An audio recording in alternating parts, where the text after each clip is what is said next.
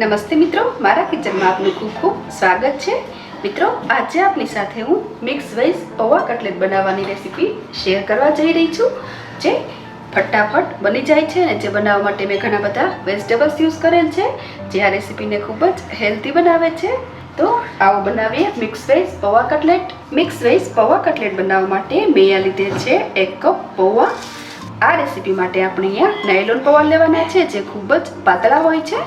અહીંયા મેં આ પૌવાને સાફ પાણીથી વોશ કરી લીધા છે। હવે થોડી વાર માટે સાઈડ પર રાખી દઈએ।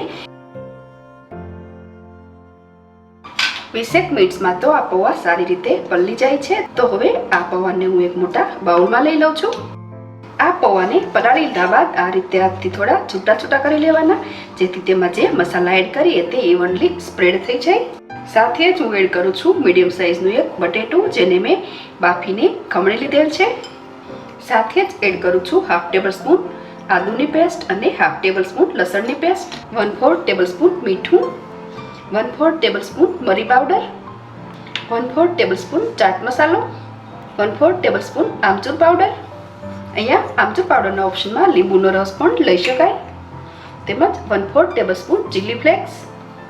અહીંયા મેં 1 કપ મિક્સ વેજીટેબલ્સ લીધા છે, જેને બારીક ચોપ કરી લીધા છે। વેજીટેબલ્સમાં મેં કેપ્સિકમ, ફણસી, ગાજર, લીલું મરચું, કાંદા, કાકડી તેમજ લીલા કાંદા લીધેલ છે। હવે આ વેજીટેબલ્સમાંથી અડધી ક્વોન્ટિટીના વેજીટેબલ્સ સાથે જ મિક્સ કરી દઈએ। 2 ટેબલ સ્પૂન બારીક સમારેલા કોથમીર પણ એડ કરી દઈએ। સાથે જ એડ કરું છું 2 ટેબલ સ્પૂન બારીક સમારેલા પાલક। હવે બધું હાથથી સારી રીતે મિક્સ કરી લઈએ। બધું મિક્સ કરી લીધા બાદ એડ કરું છું બારીક ચોપ કરેલા મિક્સ વેજીટેબલ્સ।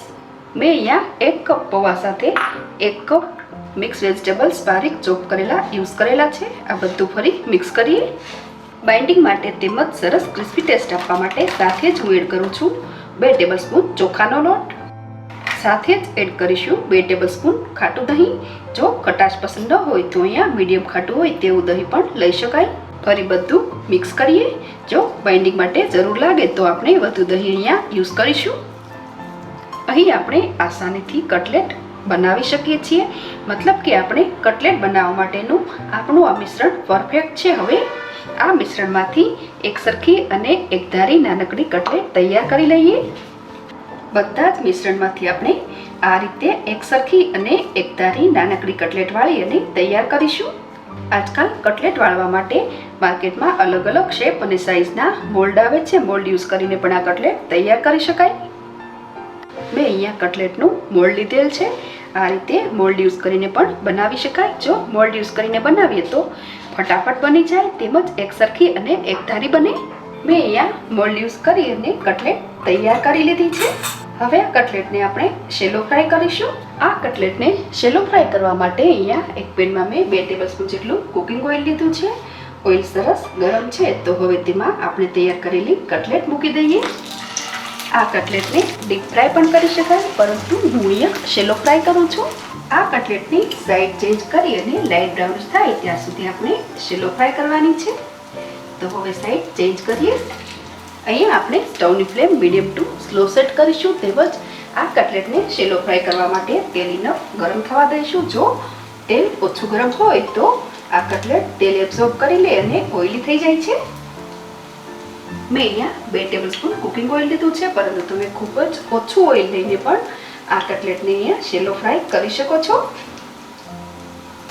આ કટલેટમાં સરસ લાઇટ બ્રાઉનિશ કલર દેખાય છે, તો હવે આ કટલેટને પ્લેટમાં લઈ લઈએ। સેમ વે આપણે બાકીની બધી જ કટલેટ શેલો ફ્રાય કરીશું। અહીંયા બધી જ કટલેટમાં સરસ લાઇટ બ્રાઉનિશ કલર આવે છે, તો હવે આ કટલેટને પ્લેટમાં લઈ લઈએ। તો મિત્રો, અહીંયા આપણી મિક્સ વેજ પૌવા કટલેટ બનીને તૈયાર છે। દેખાવમાં જેવી ટેમ્પટિંગ છે એવી ટેસ્ટી પણ છે। આ કટલેટ અંદરથી પણ ખૂબ જ સોફ્ટ છે, ખૂબ જ સોફ્ટ અને ટેસ્ટી એવી આપણી આ પૌવાની કટલેટ તૈયાર છે, જેને મનપસંદ ચટણી સાથે, દહીં કે ચા સાથે એન્જોય કરી શકાય। મિત્રો, તો તમે પણ આ રીતે બનાવજો, બધાને ખૂબ જ પસંદ પડશે. તેમજ મારી આ રેસીપી સારી લાગે તો લાઈક કરજો, શેર કરજો અને આવી જ અવનવી રેસીપીસ જોવા માટે મારી ચેનલને સબસ્ક્રાઈબ કરી લેજો. ફરી મળીશું નવી રેસીપી સાથે. Thanks for watching.